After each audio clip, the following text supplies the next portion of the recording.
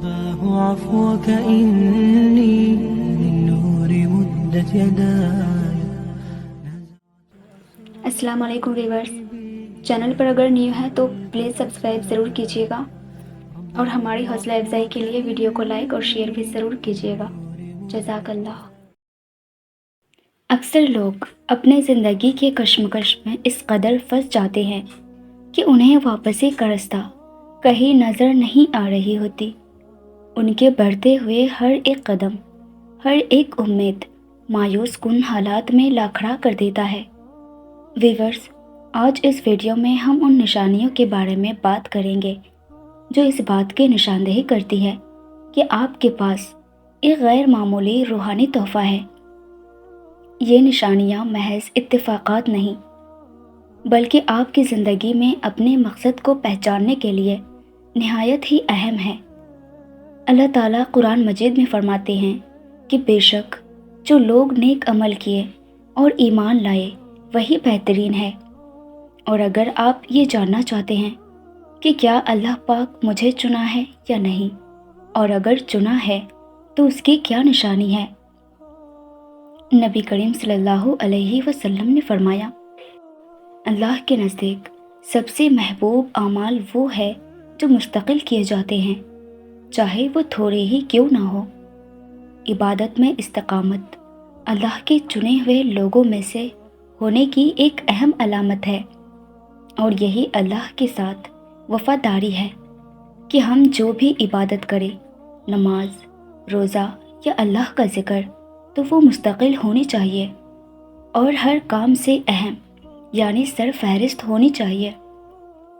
ہم تھوڑی ہی عبادت کریں مگر خلوص کے ساتھ اور مستقل کریں تو اس کا بے حد اجر ہے. یہ دل کو پاک کرنے کے ساتھ ساتھ اللہ سے تعلق کو بھی مضبوط کرتی ہے اور آزمائشوں کے خلاف ایک ڈھال کے طور پر کام کرتی ہے. اللہ کے چنے ہوئے لوگوں کے لیے عبادت صرف ایک رسم نہیں بلکہ زندگی بھر کا سفر ہے جو انہیں روحانی طور پر مستقل طور پر بلند کرتی ہے، اور یہی زندگی گزارنے کا طریقہ ہے.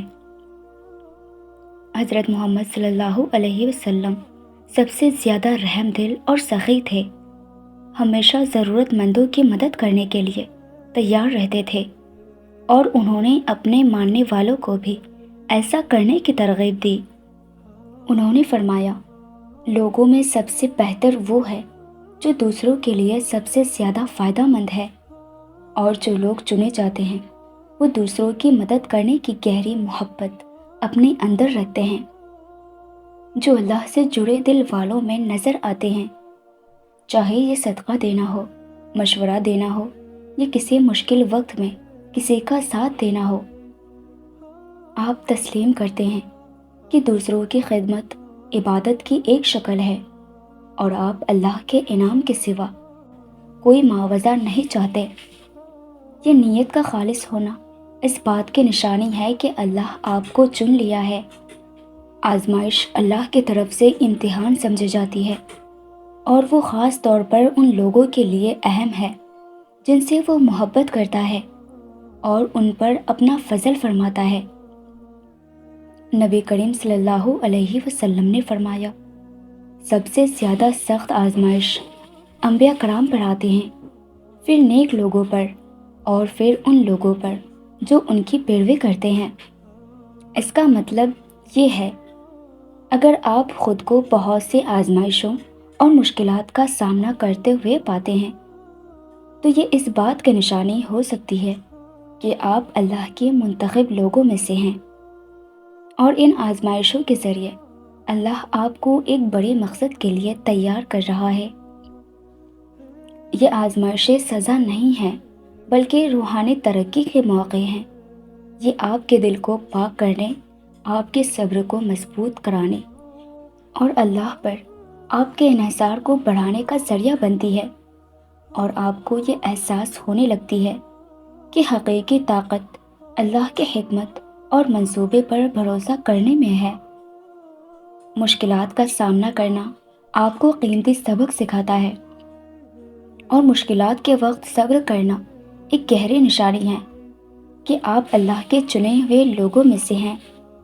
قرآن کریم میں اللہ تعالیٰ فرماتے ہیں کہ بے شک اللہ صبر کرنے والوں کے ساتھ ہے۔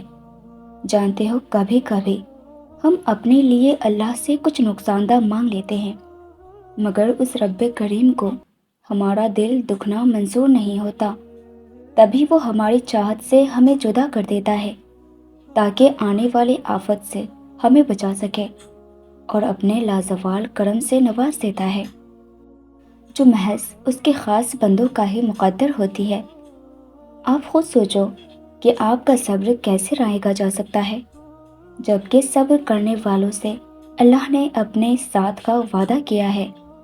جس کے ساتھ اللہ ہو پھر اسے کس بات کا ڈر ہو سکتا ہے؟ جس کے ساتھ اللہ ہو وہ پھر کبھی بھی کمزور نہیں پڑ سکتا۔ اور اگر تم آج اپنے حالات کے ہاتھوں ٹوٹ رہے ہو تو سمجھ لو تمہارا ٹوٹنا اللہ سے ملنے کا ایک بہانہ تھا۔